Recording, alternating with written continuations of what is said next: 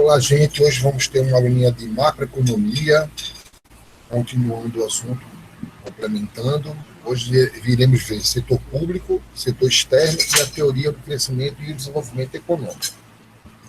Então, primeiramente, a gente precisa entender que a macroeconomia é o estudo dos agregados econômicos. Então, quando eu falo de agregados, eu estou falando de todas as famílias que consomem, todas as empresas que produzem, o Estado, ou seja, o governo, e o setor externo da economia. Hoje, então, a composição do PIB ela é feita em cima dessas variáveis. A variável consumo das famílias, o PIB é composto pelo consumo das famílias mais o investimento das empresas, mais o saldo do governo, que a gente vai explicar hoje, e o saldo da balança de pagamento, que a gente também vai ver hoje. Então, o que a gente precisa inicialmente entender dentro da economia? Todas as partes da economia, elas compõem o todo.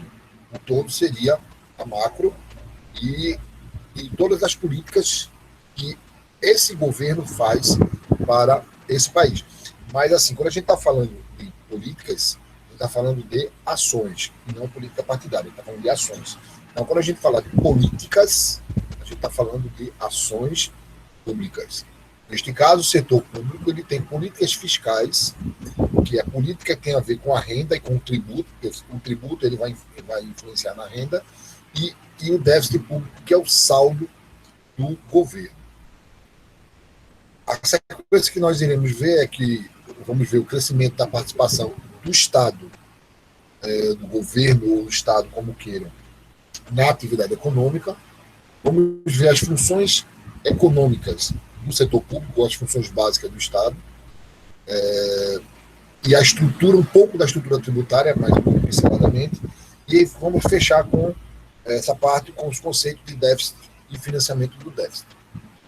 Primeiramente, assim, o Estado, o governo, vamos falar primeiro do governo, o Estado ele tem o seu papel na economia. Como a gente viu no primeiro slide, existe um viés econômico que fala do Estado mínimo e tem outro viés que fala do Estado máximo. Depois tem um viés que fala que nem tanto, nem tão pouco, que é que o Estado tem uma função específica que é promover o bem-estar social proposta por Keynes.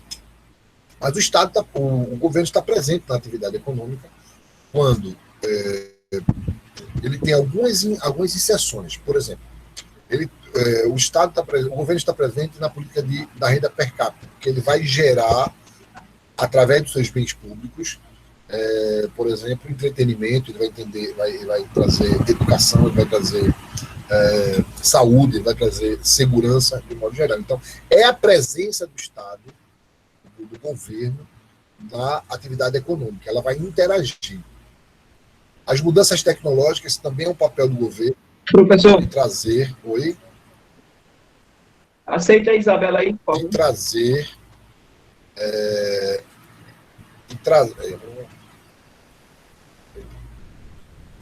É papel do governo trazer essas mudanças tecnológicas para expandir a capacidade produtiva do governo.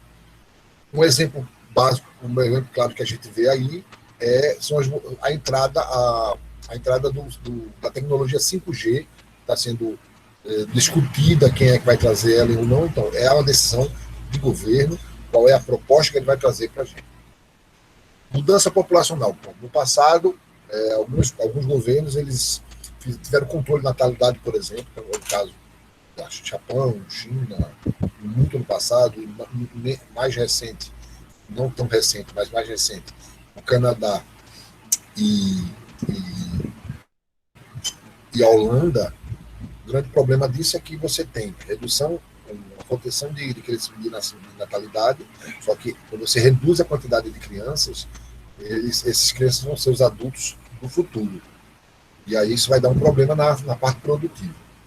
O efeito guerra, o efeito pandemia, o Estado está aí no efeito pandemia com a presença no trato e na manutenção, por exemplo, da renda mínima. Isso é alguns dos exemplos.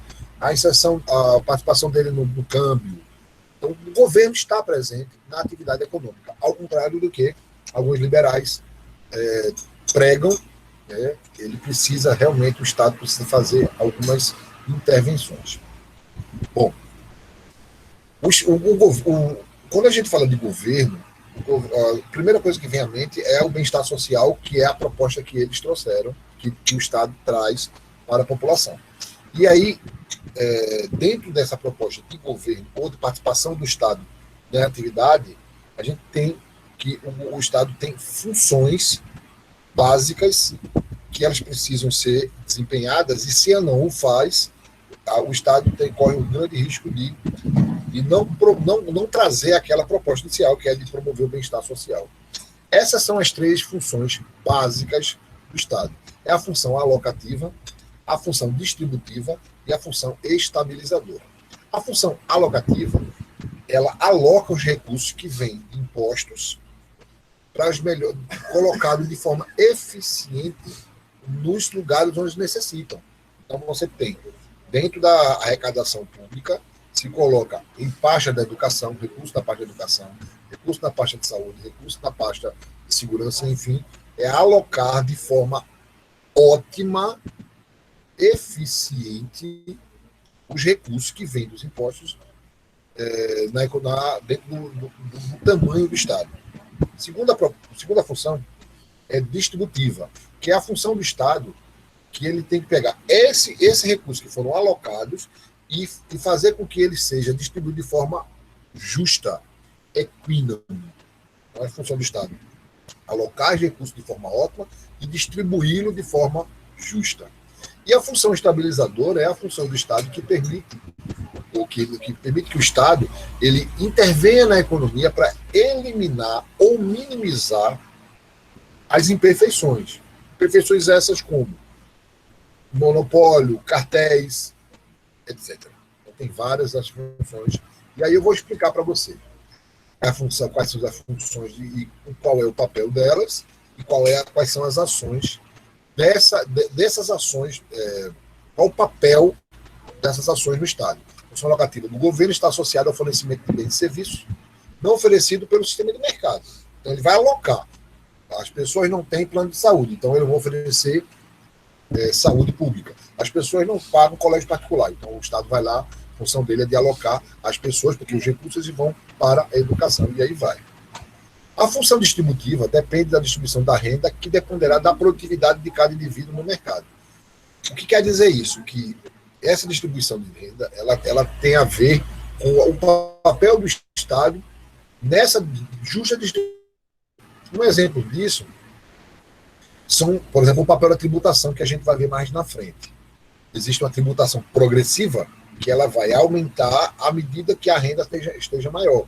Quem tem renda maior, pelo princípio da tributação progressiva, se paga mais impostos. Subsídios que aos consumidores de baixa renda. O que é o subsídio? O subsídio é você disponibilizar recurso financeiro para um determinado segmento, uma determinada classe, para que ela seja minimizada, vamos dizer, o sofrimento. Então, o Estado ele vai desempenhar esse papel. Alguns exemplos disso: o Bolsa Família e o BPC. Esses são exemplos de subsídio que o Estado dá à população.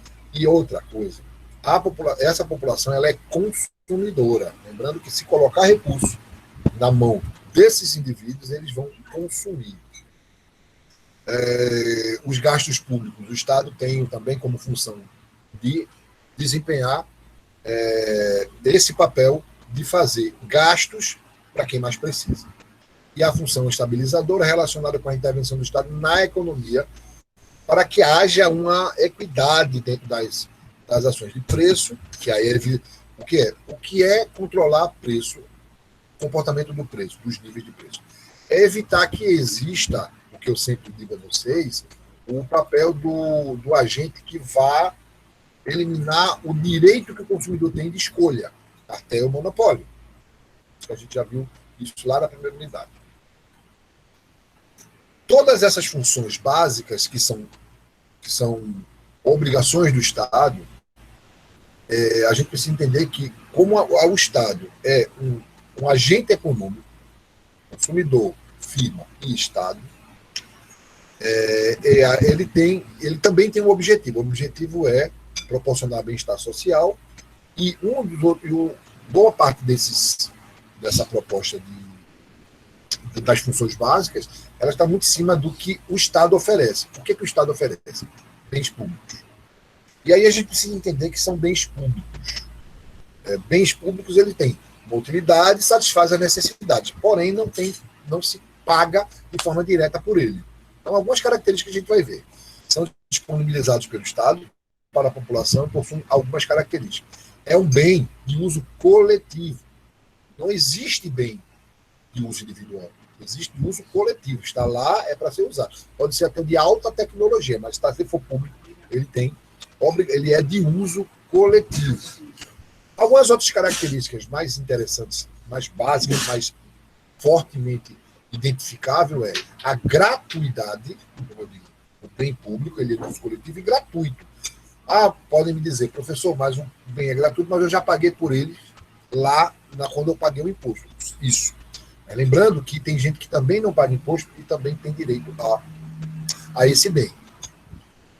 A não excludência é um princípio do bem público de que ninguém é excluído deste bem. A pessoa pode ser muito rica e estiver com problema de saúde.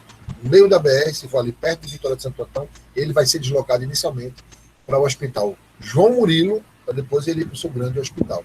Porque ele não exclui ninguém. Falando de educação também, falando de segurança pública, tudo isso é um pressuposto do bem público. E uma outra, que é um pouco mais recente, é a questão da externalidade. A externalidade do bem. Oi? Eu não entendi, não. A excludência. Não. Tipo, em relação a bem público. O bem público é um bem que o Estado disponibiliza para todos e é de uso coletivo. Todos têm direito ao bem e ele é gratuito e não excludente. O que você não entendeu? Entendi. Então, tipo, a segurança é bem público, mas ela faz uso de instituição privada, um exemplo. Não. A segurança pública ele pode ser dada ao milionário, mega empresário e ao pobre da favela. Por ele ser não excludente, a função desse bem público, no caso, segurança pública, é dar os mesmos preços, as mesmas medidas para as duas classes. Isso é a proposta do bem público. Você vai lá e exige, eu quero isso, eu quero bem público, eu quero a segurança pública. É isso que é a proposta inicial, é o pressuposto do bem público. E a terceira característica, que é um pouco mais recente, é a externalidade positiva. Mas o que é externalidade? É quando um agente econômico, um deles, ele oferece um bem para outro agente, pode dizer assim, dar um presente, ele vai dar um bem para outro agente, sem que esse segundo agente tenha pedido. Ou seja, realmente é um presente. Só que esse presente pode ser positivo ou negativo. Existem esses dois viés. Por quê? Quando uma externalidade, um bem tem externalidade quando você recebe esse bem sem ter pedido, primeiro. Ele é positivo quando ele traz benefício. Ele é negativo quando ele traz malefício. Um exemplo disso, eu sempre dou esse mesmo exemplo, que eu acho que é o melhor que melhor explica. Digamos que um de vocês morem em um sítio afastado. Que toda vez que você larga da faculdade, você fica no meio da rua, no meio da BR, e algum parente vai lhe buscar lá na BR até chegar na sua casa. Você desloca uma parte escura, esquisita e tudo mais. E aí os familiares resolvem iluminar o caminho de onde você desce até a casa. Esse benefício, inicialmente, foi proposto para aquele que colocou. Esse foi um bem dado.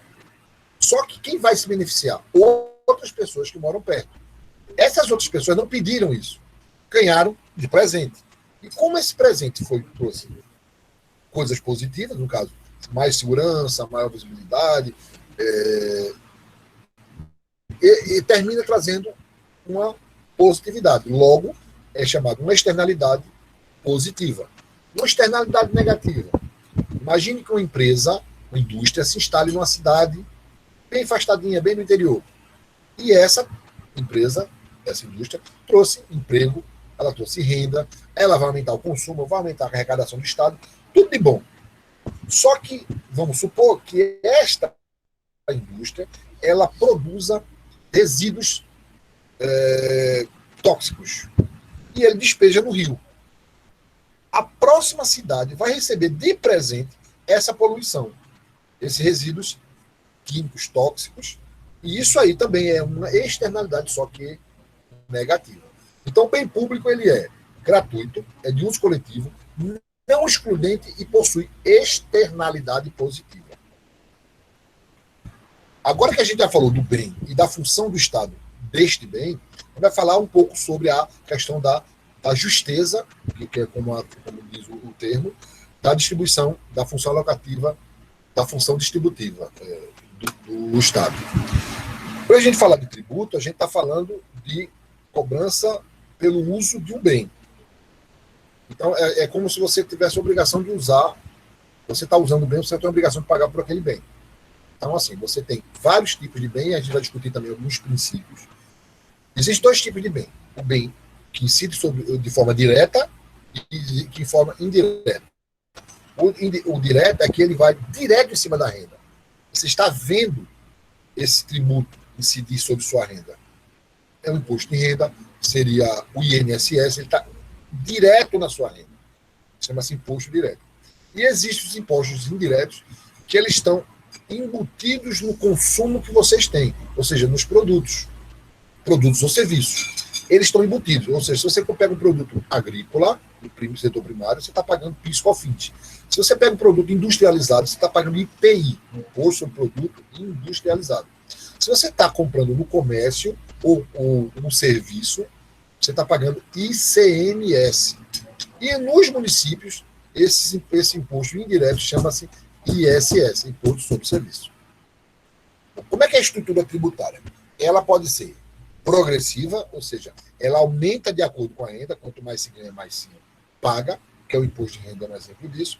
E o regressivo, que quanto mais a renda, menor o consumo, menor o tributo. Isso é pouco usado aqui no Brasil, tem alguns exemplos muito pontuais sobre isso.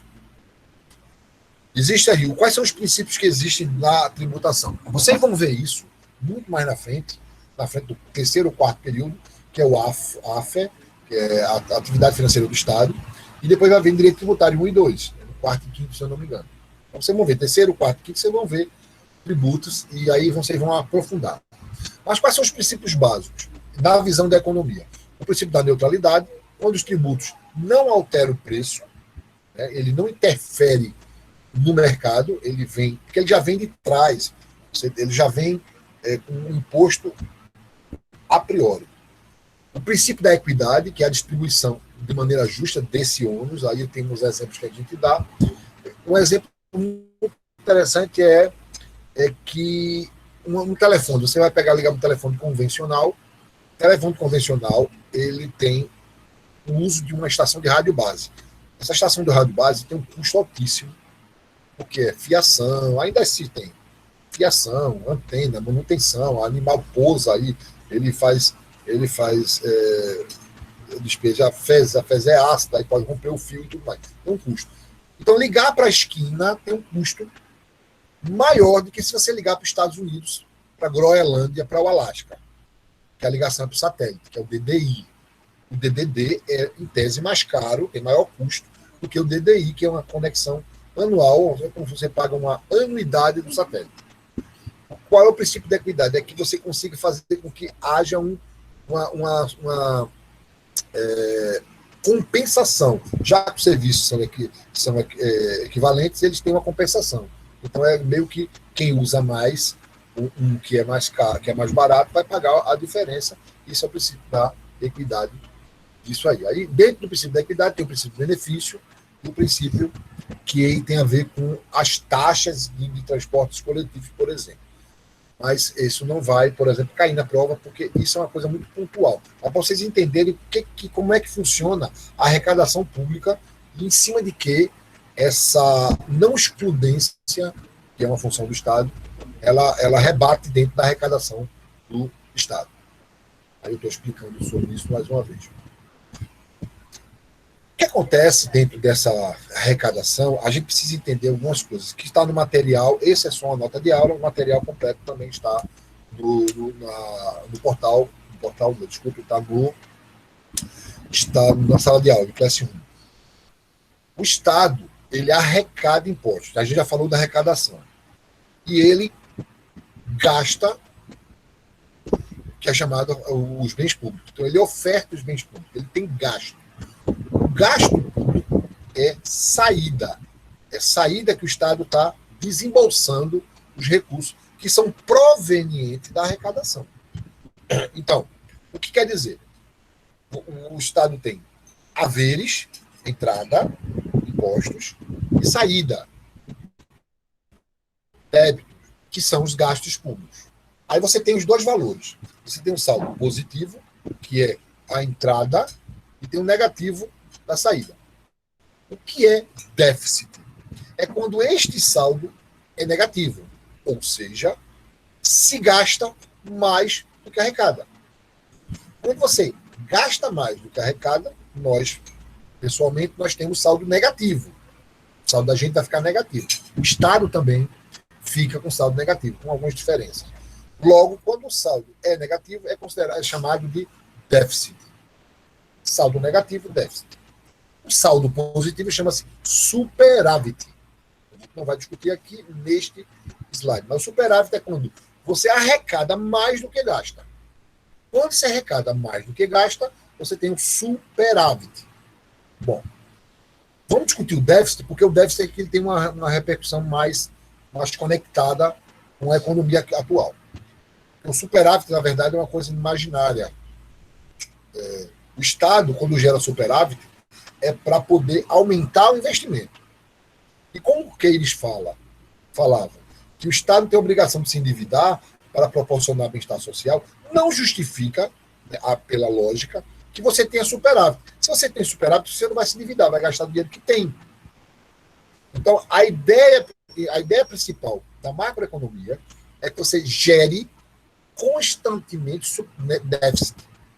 Se você tem saldo positivo, você pega ele e investe no social, investe nas funções públicas. Educação, saúde, segurança, enfim, sabe de coisa. Esse déficit público, ele tem de subdividido em 3 partes.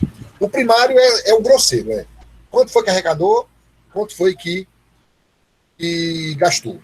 O saldo negativo, isso chama-se déficit básico ou déficit primário.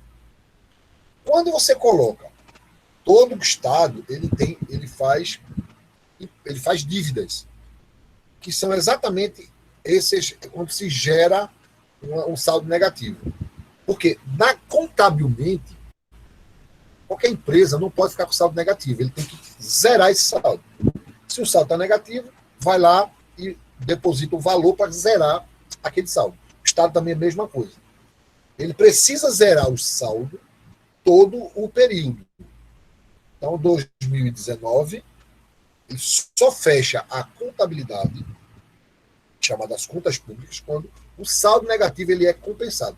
Como é compensado, a gente vai ver logo em seguida. Só que, quando a gente faz isso, o déficit ele é operacional quando você já tem o saldo básico, o saldo primário, mas a dívida que o Estado já teve passado. O que quer dizer isso? O Estado ele também se endivida, como foi dito por Keynes. Então, esse saldo, ele é... Esse empréstimo, ele pode ser interno ou externo. Ele pode ser uma dívida interna dentro do país e pode ser uma dívida externa. Investidores, FMI e o banco BID, que é o Banco de Investimento Internacional, Banco de Desenvolvimento Internacional, BID, e esses saem juros para a dívida. Quando você soma o seu saldo negativo e acrescenta os juros que se paga, você tem um déficit operacional. E aí você tem o déficit na vida real, que é o déficit nominal. Aquele déficit que é dado no dia 31 de março do ano subsequente, quando se fecha todas as contas. Pronto. Então, como é que ele é composto? Pelo saldo básico, o déficit primário, mais os juros, o déficit operacional, mais a correção monetária, ou seja, a atualização da moeda frente à capacidade de pagamento que ela tem, a moeda doméstica, a moeda do país, e a relação da dívida do câmbio, cambial. O que quer dizer isso? Quando o país tem dívida interna, com os estados e municípios, por exemplo, ou com o mercado interno, esses juros eles são baseados com os juros do país, taxa Selic. Mas quando esses juros é de fora, é externo, esse valor ele é corrigido pelo câmbio. Como observe, no ano passado, o dólar estava em torno de R$4. R$4. Digamos que o país deva a um organismo internacional, por algum motivo, que a gente vai discutir já já, $1 milhão. Essa dívida, convertida internamente, ela vai valer R$4 milhões. A dívida é a mesma. Imagine que agora o dólar é R$6. Essa mesma dívida, que nem aumentou, ninguém pediu mais dinheiro, nem foi amortizada ainda, ela aumentou do nada de 4 milhões para 6 milhões. Isso chama-se déficit nominal, é o déficit real do país. O que fazer com esse déficit? Existem algumas condições que depois a gente discute, a gente vai falar mais na frente, é que o Estado tem que pegar esses recursos, essa dívida, e zerar a contabilidade. Existem 3 formas básicas de você bancar esse saldo negativo. Quando a gente fala bancar, a gente está falando de criar forma de pagar. E aí a gente chama de financiamento. Então vocês vão ouvir por aí a seguinte expressão: financiamento do déficit. O que é financiamento do déficit, então? É quando o governo disponibiliza de alguns dispositivos para que haja uma forma de eu pagar o déficit interno, o déficit do governo. Que formas são essas? Emissão de moeda. A emissão de moeda, ela não é muito utilizada e não é mais utilizada por muitos países. Por quê? A partir do momento que você gera mais moeda e coloca dentro de uma economia, o poder de compra ele é diluído. Logo, perde-se poder de compra daquela moeda. Um exemplo clássico disso é a Venezuela. E para comprar comida, eles estavam vindo de carro de mão com dinheiro. Sacos e mais sacos para comprar uma cesta básica. Uma cesta básica em moedas dele é em torno de 3 a 4 milhões da moeda deles. E é um saco de moeda, porque eles imprimiram muita moeda para pagar a dívida interna, a dívida externa também. Eles pagaram em moeda. Só que isso desvaloriza a moeda internamente. Segunda forma é aumento de juros. Ou criação, desculpe, juros não, impostos. Aumento de imposto, ou criação ou aumento de imposto. Também não dá certo porque gera inflação, porque ele vai interferir diretamente com a atividade econômica deste país. Se você aumenta juros, aumenta imposto, isso vai interferir na atividade econômica, que a gente já viu no slide passado, que as empresas elas precisam entender que existe um cenário propício para ele investir. Se ele vê que existe mais imposto, ele vai reduzir, ou sonegar, ou ambos. E então, financiar o déficit pode ser, isso está na literatura, que já aconteceu, imprimir moeda e aumento de juros. Ambos geram desvalorização da moeda e inflação. Terceira e a mais utilizada no mundo inteiro é financiamento do déficit. Como é que faz esse financiamento do déficit? Papéis da dívida pública. O Estado, o governo, ele cria papéis, documentos, como se fosse duplicatas, e bota para ser vendida no mercado, para capturar dinheiro. Então, se a dívida é de 300 milhões de reais, ele pega uma ou mais papéis e vai no mercado atrás desse dinheiro. Quem é que compra esses papéis? Os bancos comerciais, eles são uma concessão pública e têm direitos e obrigações, deveres. Um dos deveres, obrigações, é dele comprar parte desses papéis. Então, o governo já sabe que quando ele disponibiliza papéis da dívida pública, os bancos comerciais vão comprar parte disso aí, meio por contrato, por forçação de contrato. E isso, lembrando, que ele tira a capacidade destes bancos de emprestarem dinheiro, que a gente chama de reduzir a liquidez desse país, desse banco. O que eles fazem? Ele pega esses mesmos papéis que eles foram obrigados a comprar, eles estão sempre com papel na mão, estão sem dinheiro. Ele trocou o dinheiro que eles tinham para emprestar, fácil, chama-se liquidez, ele trocou por papel. Então, no lugar do monte de dinheiro que ele tinha, ele tem metade do dinheiro e um papel em cima. O que é que esses bancos fazem? Pegam esse papel, subdivide ele todinho e disponibiliza, vende para os seus clientes em forma de investimento. Lembrando que investimento público tem pouco risco, logo tem pouca rentabilidade. Então, quem tem um perfil de avesso ao risco, normalmente compra papéis da dívida pública. Um exemplo disso é o Tesouro Direto.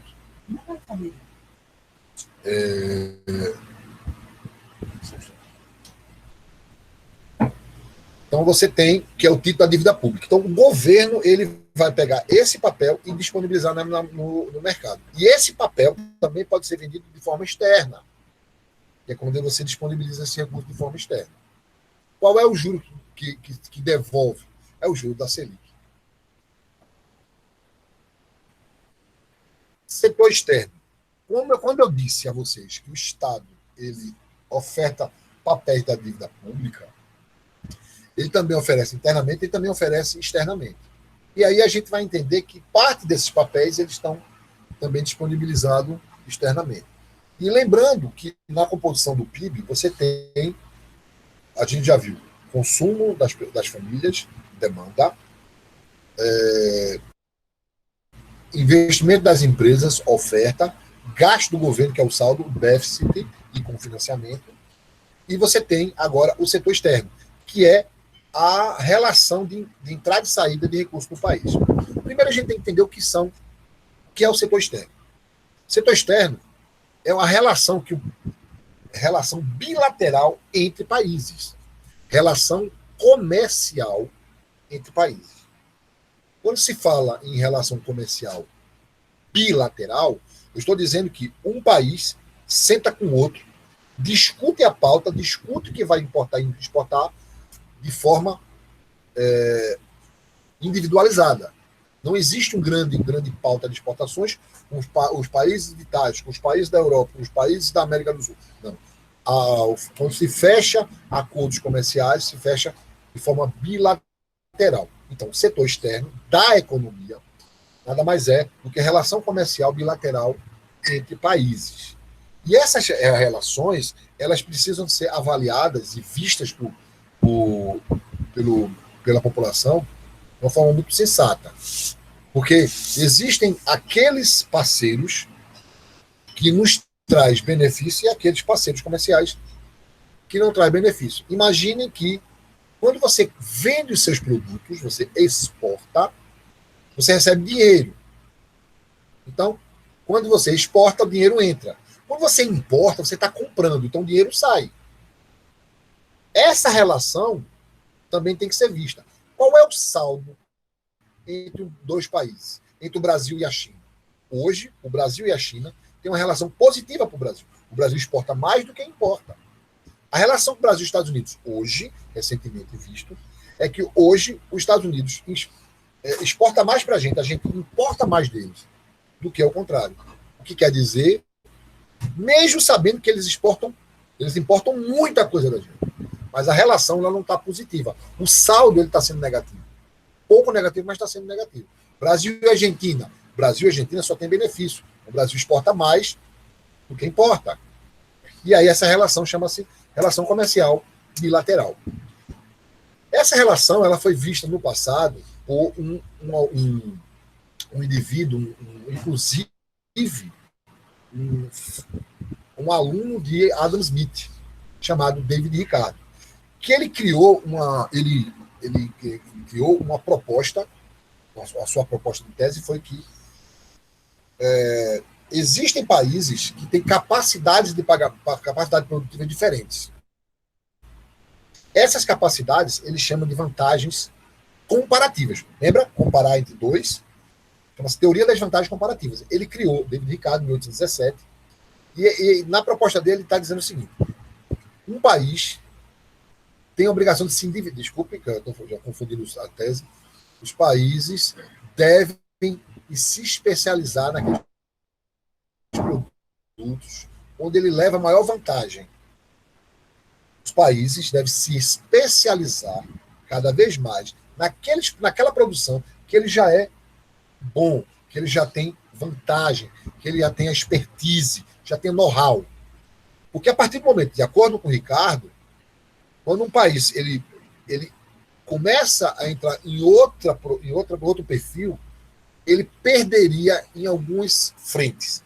Por exemplo, como ele está entrando, como ele é novato em determinada produção, ele estaria aprendendo. Aprender pressupõe errar, ter um custo de produção alto pelo erro, grandes perdas. Esse é o primeiro erro. Segundo erro é que você não tem conhecimento disso suficiente no mercado, logo você não saberia para quem vender no início. E aí daqui que você tenha, vamos dizer assim, clientela grande, ao ponto de você ganhar know-how, você ia ter perdido bastante. Essa é a proposta de Ricardo. Só que essa proposta ela não cabe mais hoje. Porque os países hoje eles estão produzindo tudo e muito. Essa produção ela caberia também numa situação que a gente vai ver também na frente, de você produzir algo e agregar valor a ele. Ou seja, você está produzindo a mesma coisa, só que ela é mais cara. Exemplo clássico, que a gente vai falar isso mais na frente, que o Brasil antigamente exportava laranja in natura e importava um suco de laranja. Isso é porque, para a época, século XIX, o Brasil era um produtor agrícola. Apenas isso. Hoje o Brasil também é um grande país responsável pelo agribusiness do mundo. Muitas coisas saem daqui, de qualidade, com volume e com preço. Só que valor agregado quase nenhum. A gente vai ver isso mais na frente. E aí, como eu já antecipei a questão da relação do dólar, é para vocês entenderem que existe um impacto do câmbio na relação comercial, que é o saldo da balança de pagamento. Entenda. Vou falar de exportar e importar. Se eu exporto, eu vendo. Sai produto, entra dinheiro. Esse dinheiro a gente chama de divisas, que é moeda estrangeira. Então, quanto mais eu vendo, mais divisas eu entro. Porque eu tenho, mais eu recebo. E essas divisas, elas vão alimentar o meu estoque de moeda estrangeira, que é a minha reserva cambial. Na medida que você exporta mais, eu estou vendendo produto e entrando muito dinheiro externo, dinheiro que a gente chama de divisa, dinheiro estrangeiro no país. Quando eu compro, quando eu importo, eu estou pagando para o produto entrar. Então, eu estou pegando em dinheiro, reais, convertendo em dólar e pagando em dólar. Exemplo disso. E aqui essa relação é hoje é quinta de sexta-feira passada, essa relação.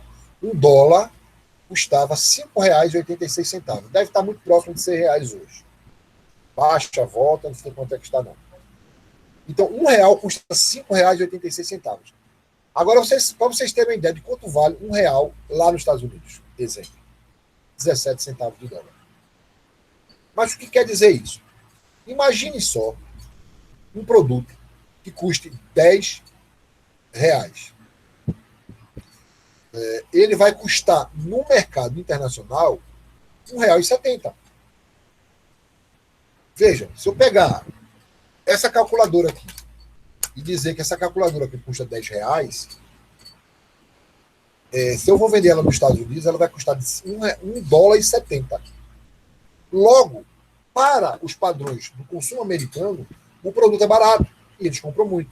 Então é muito importante, muito bom para os exportadores que o dólar vá para a estratosfera.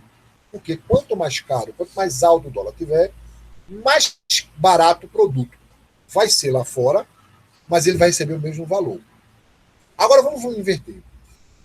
Imagine um produto custando 10 dólares. 10 dólares. Você vai pagar R$ 58,60. Vai pegar R$ 58 e pagar. Entendendo isso, a gente vai para simulações. Imagine se o dólar for para R$ 6. Até então, sexta-feira não tinha, não era R$ 6. Vamos supor que o dólar vá para R$ 6. A moeda, primeiro que o valor do real lá fora, nos Estados Unidos, vai custar 12 dólares. 12 centavos de dólar. 12 centavos de dólar. Vai baixar bastante. 12, 13, 12,75. 12 centavos de dólar. Para você vender, vai ficar mais barato a calculadora. Vai custar $1,20. Então vai ficar mais barato para vender muito mais. Só que quando você for comprar 10 dólares, vai ser R$ 60 e não mais 58,60. Qual é a tese? O dólar melhor é o dólar alto ou o dólar melhor é o dólar baixo? Não existe nenhum nem outro de forma taxativa. Por quê? No passado já houveram 3 regimes e esses 3 regimes eles não deram certo. Só existe o atual. Antes você tinha o câmbio fixo, você tinha o câmbio flutuante e o câmbio misto. O que é o câmbio fixo? O governo determinava, estipulava o valor. E aí, quem não quisesse, quem não concordasse, o país do mundo que não concordasse com aquele valor, simplesmente tirava dinheiro daqui. Viu-se que não era correto. O que o governo fez? Criou um piso e um teto. E oscilava dentro desse meio. Só que foi percebido que ele batia direto no teto o tempo todo e não chegava ao piso. Então eliminou o piso, deixou só o teto e o teto começou a empurrar. E aí foi o câmbio misto. O câmbio misto é, você não tem o teto, o piso, mas você tem o teto. E o teto tem a ver com negociação. O governo não dizia, não, o máximo é isso, o máximo é aquilo. E aí você tinha a figura do câmbio oficial e câmbio paralelo. De 94 para cá, com a criação do real, foi determinado, foi estipulado que o câmbio agora é um câmbio livre. Não tinha mais interferência pública, a não ser uma função estabilizadora de entrar para renegociar. O Estado, ele não mais interfere no valor do dólar. Porém, quando o dólar está crescendo muito, muito alto, por especulação, eu vou explicar agora, está muito alto o dólar, o que o governo faz? Ele volta lá na reserva cambial, pega uma quantidade e faz um leilão. E oferece mais barato para forçar aquele que está ofertando por muito mais caro a reduzir. Um exemplo que eu posso dar fictício, digamos que o dólar esteja 6,50 e tem um viés de aumento. O governo vai lá, pega 100 bilhões de dólares e diz assim, eu estou vendendo esses 100 bilhões a R$5. Forçando aquele pessoal de 6,50 a baixar. Ele vai ter que se aproximar aos 5, porque ninguém vai perder demanda. Ele não sabe se o governo tem mais ou tem menos. Ele vai simplesmente baixar o preço. Ele força a baixar o preço. Acontece o contrário, mas muito raro. O que eu quero passar para vocês sobre essa relação é que, lembrem-se, quando o país exporta, para ele o dólar tem que ser alto. Aquele que importa, o dólar tem que ser baixo. Mas lembre-se, quando eu estou exportando produtos, quando eu for montar esse produto, parte dos insumos, eles são externos. Logo, se o dólar estiver muito alto, é bom para ele que vai vender, mas lembrando que ele vai ter que comprar matéria-prima para compor o produto dele. E aí vai forçar o produto a subir também. Então existe uma dosagem entre os dois. Aí aqui eu estou explicando a questão da demanda e da oferta. Falem. Professor, quando tem a exportação à China com o Brasil, eles ditam preço? Ou não? Veja, não, porque os preços eles são determinados em uma moeda chamada dólar. Eles são determinados. Mesmo eles tendo o iene, nós temos o real. Essa negociação ela é feita em dólar, de acordo com a Organização Mundial do Comércio. No final desse material, eu vou disponibilizar os tratados que falam sobre isso. Então, dólar é o valor padrão. Quando eles querem vender ou comprar, eles convertem a moeda dele, o produto deles em dólar, e oferta normalizado na mesa de negociação. E aí, o produto que custava não sei quantos ienes, ele vai custar o equivalente em dólar. Então, para a mesa, na mesa de negociação, ele vai ficar igual para todo mundo entender qual é o valor daquele produto. Então, não existe determinação. O que existe é algumas proteções que os governos fazem, quando eles sobretaxam determinados produtos, ou por punição ou para proteção. Punição de um inimigo ou proteção do produto interno. Mas fora isso não existe, eles não ditam preço. Mas se eles forem monopólio, obviamente eles vão ditar alguns preços. Mas a OMC está lá para regular isso, que é a função da OMC. E aí, para vocês entenderem essa questão da valorização e desvalorização, eu queria mostrar para vocês só o seguinte. E nessa negociação de importação e exportação, quando é que aumenta e diminui? Só para a gente entender, vocês entenderem, que quanto mais você vende, mais recurso está entrando. Mas existe outra forma de entrar moeda estrangeira no Brasil, através de investimento externo direto. O que quer dizer isso? Investidores do mundo inteiro vêm investir no Brasil porque acreditam que vão ganhar. Então, eles vão investir em empresas ou de forma direta, ou seja, vai direto na empresa física e investe nela, ou investe em papéis da empresa. Na medida que ele entra esses investidores, o que está acontecendo? O volume de moeda estrangeira ele aumenta. Está mostrando aqui. O volume de moeda estrangeira aumenta. Eu tenho muita moeda estrangeira, muita divisa. O que acontece? Oferta de dólar, de divisa alto. O que acontece com o dólar? Cai. Porque eu tenho excesso de oferta de dólar. Isso quer dizer, e as bolsas de valores tendem a aumentar. Quando o preço do dólar cai, a bolsa de valores sobe. Por quê? É uma relação inversa. Está entrando o investidor, está aumentando o volume de dólar, ou seja, aumenta a oferta de dólar, então o dólar cai. Quando acontece o contrário, os investidores estão escapando, eles escapam, eles pegam os dólares dele e vão embora. O que quer dizer que as bolsas vão cair e a demanda por dólar vai aumentar. E aí o preço sobe. Observem bem, a relação entre o valor do dólar, do câmbio, e a bolsa de valores ela é inverso. Se o dólar sobe, é porque a bolsa de valores está caindo, porque eles estão escapando. Se o dólar cai, é porque os investidores estão entrando no país de forma muito maior do que antes. Essa é a primeira tese que vocês precisam entender. Em cada país ele tem as suas políticas, que são ações, eu já falei sobre as políticas cambiais, e são algumas políticas do ramo comercial de importação e exportações, que eu já falei algumas para vocês, subsídio dessas importações, quando o governo ajuda um determinado segmento da economia, para que o produto fique mais barato lá fora. Isso aí, a OMC, ele pune. Entraves burocráticos ou barreiras quantitativas ou sobretaxa de valores, de impostos, aumento de imposto. Aconteceu, ainda está tendo essa briga, Brasil, Estados Unidos e China. Os Estados Unidos mandou sobretaxar todo o produto chinês. O que quer dizer sobretaxar? O produto chinês vai entrar no Brasil, nos Estados Unidos por um preço. Quando ele chegar na alfândega, ele recebe um ad valorem, um valor adicionado. E aí ele entra mais caro no Brasil, nos Estados Unidos. O que a China fez? Também fez isso. Além dele entravar alguns, criou barreiras para alguns produtos, por exemplo, barreira sanitária. Eu não uso produto animal, de origem animal, da região tal, porque a gente acha que tem a vaca louca. Pronto, só basta essa explicação para as exportações caírem. E aí, são políticas de eliminar isso ou de uma forma mais estratégica, criar de uma forma não clara. E aqui eu deixei como bônus para vocês entenderem o que é. Isso não vai cair em prova, mas vocês entenderem o que é a balança de pagamento propriamente dita, como é essa relação.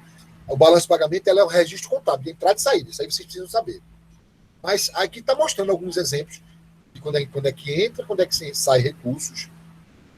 Aqui mostrando algumas contas específicas e mostrando a vocês como é que isso interfere dentro da globalização e financialização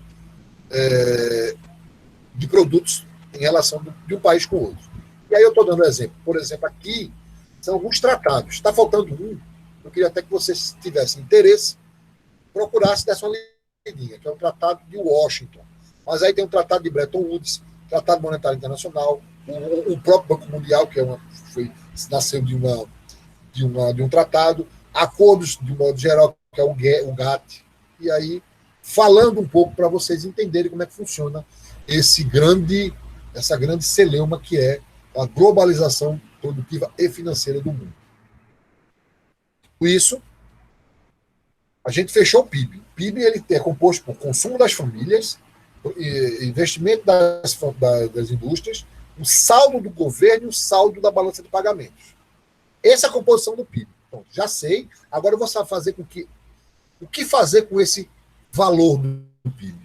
E aí a gente vai entrar nessa explicação da crescimento e desenvolvimento econômico. Primeira coisa que eu tenho que entender é que crescimento econômico é diferente de desenvolvimento econômico.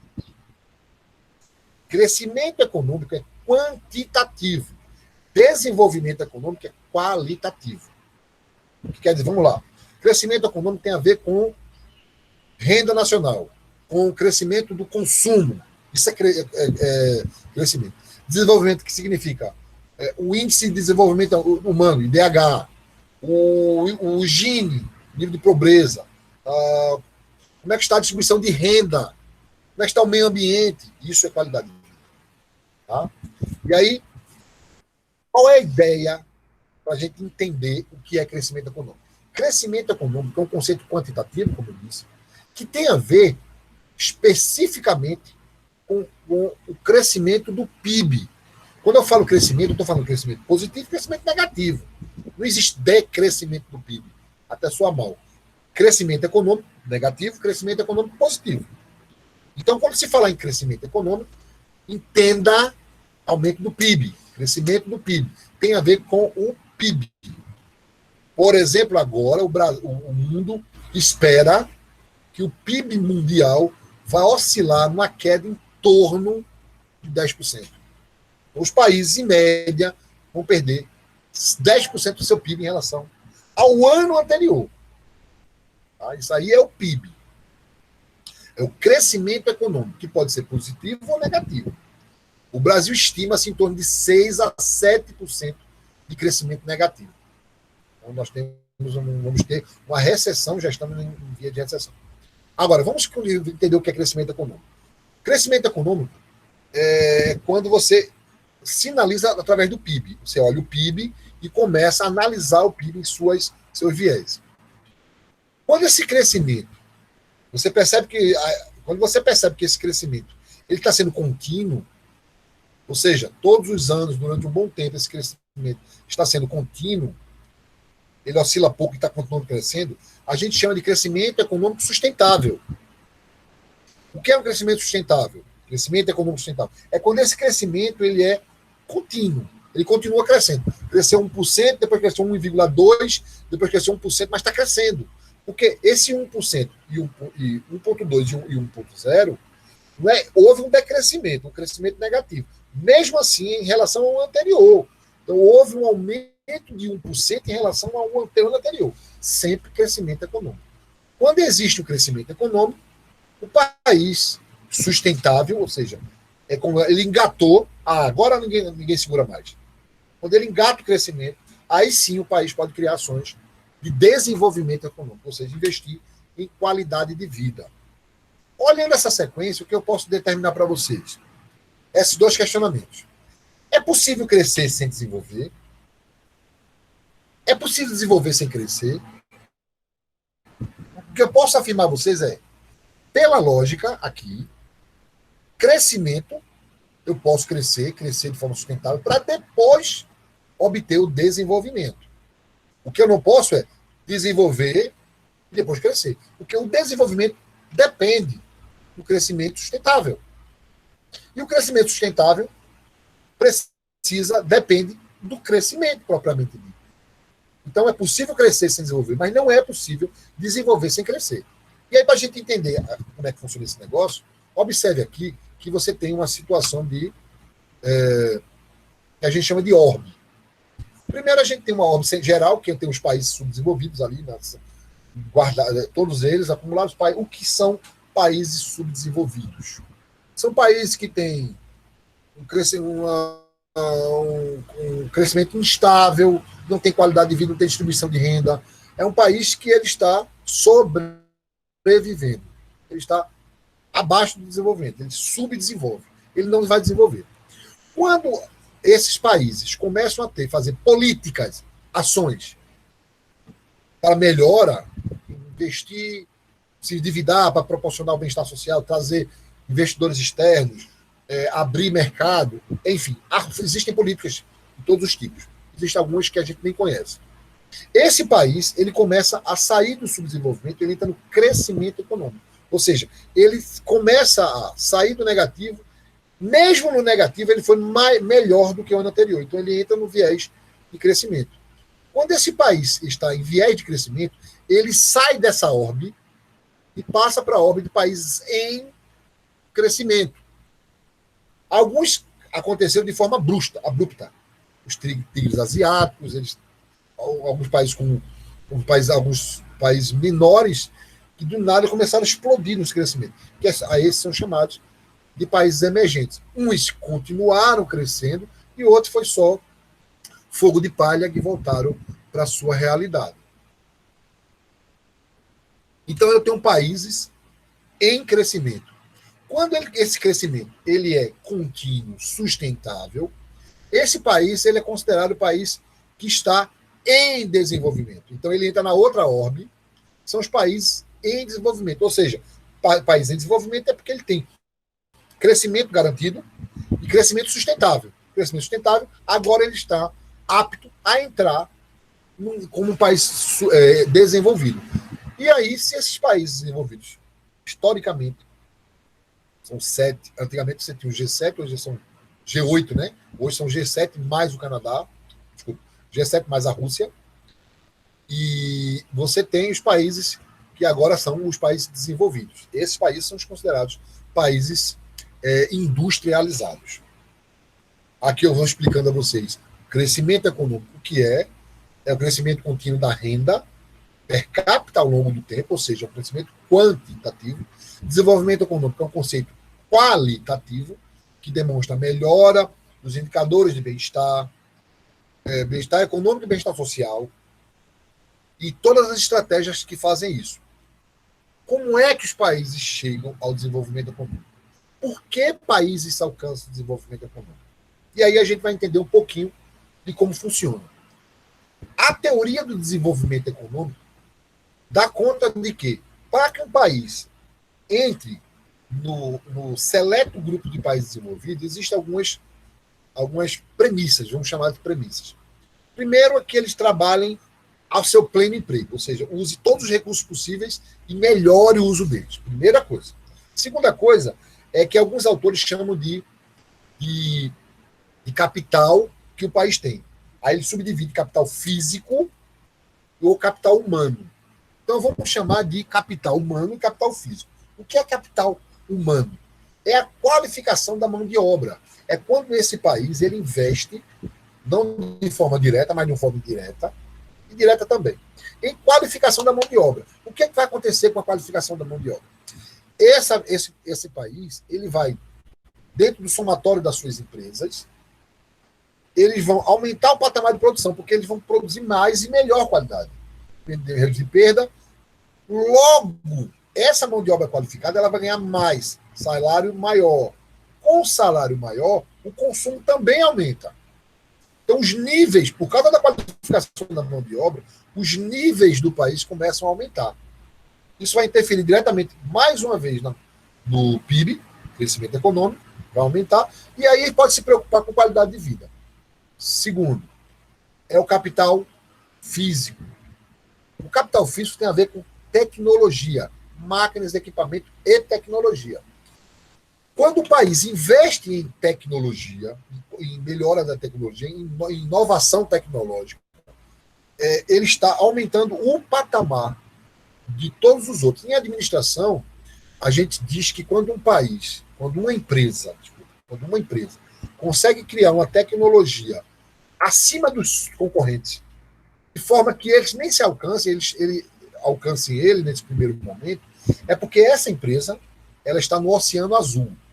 Porque ela está no oceano com ninguém, todo calmo, só ele lá, no bem bom. Enquanto os outros estão no oceano vermelho de sangue, porque eles estão numa disputa lá de concorrência, um querendo matar o outro. Países também é a mesma coisa. Quando um país investe em tecnologia, investe em inovação tecnológica, ou cria novas tecnologias, ele aumenta o seu patamar tecnológico, aumenta o seu patamar produtivo, e aí vai junto a tecnologia e vai junto o consumo, e aí o PIB também aumenta, e aí se pode dar essa escalada para desenvolvimento econômico. Mas essa escalada ela tem é bem interessante. É que um autor, um pesquisador chamado Stoll, ele indagou exatamente isso. Como é que um país chega ao desenvolvimento econômico e outros não? E aí ele percebeu que existia uma espinha dorsal entre esses países ditos de primeiro mundo, ditos industrializados ou ditos desenvolvidos, que ele chamou de etapas de desenvolvimento econômico, ou fases. Como seriam essas fases? Ele dividiu em 5. Primeira, sociedade tradicional. Todos esses países, eu estou falando, vamos supor que ele pegue 5 desses 8 países ditos desenvolvidos. Vamos pegar países da Europa como Holanda, França, Itália, Inglaterra e Alemanha. Percebeu-se, esse pesquisador, que todos esses países eles vieram de uma sociedade tradicional. O que quer dizer isso? Eles eram produtores de bens para alto consumo, ou eles produziam para subsistência. Era o primeiro mote deles. Eles faziam produção de subsistência. Todos esses. A partir do momento que eles começaram a investir em tecnologia, em qualificação de mão de obra, eles começaram a gerar excedentes. Quer dizer isso? Ele produzia um tanto que dava para o interno e sobrava para vender para fora.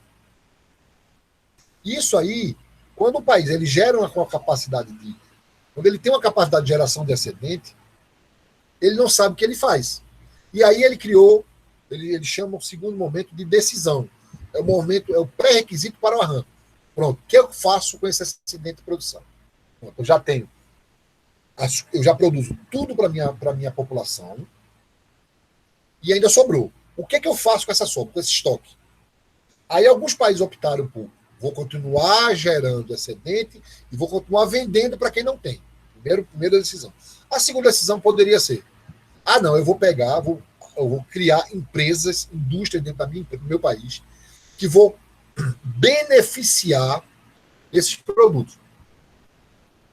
O que é beneficiar? Agregar valor.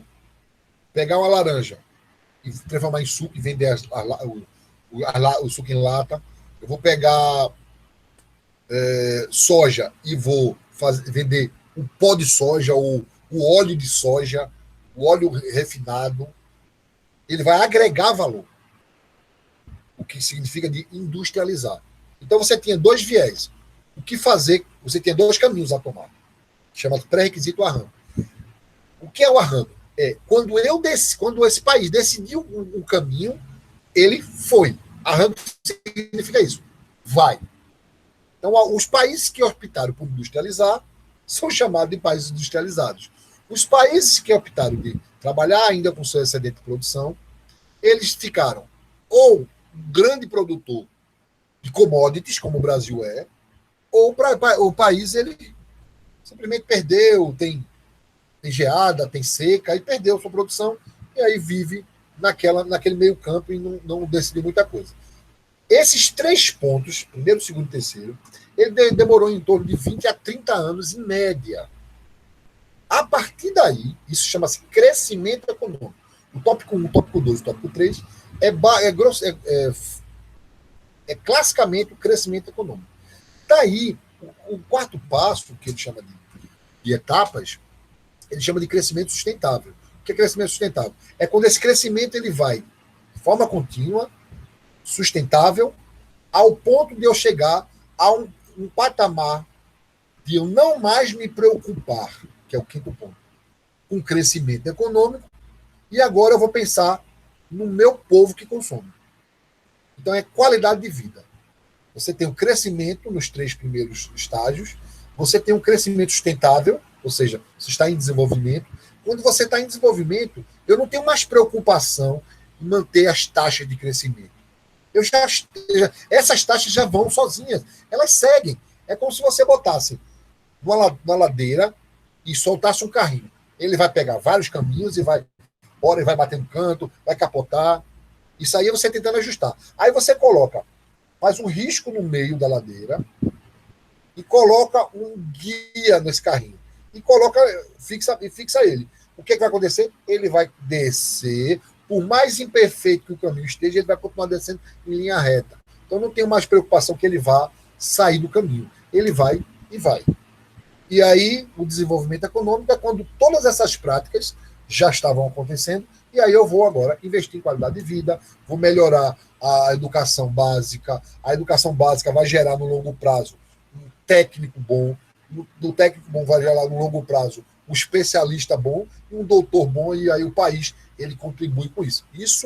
São os estágios que Rousseau chama de estágio de crescimento econômico. Deixei algumas questões para vocês seguirem. Isso aqui é aquele da primeira que eu fiquei esse aqui é que finaliza o primeiro estágio, primeiro slide.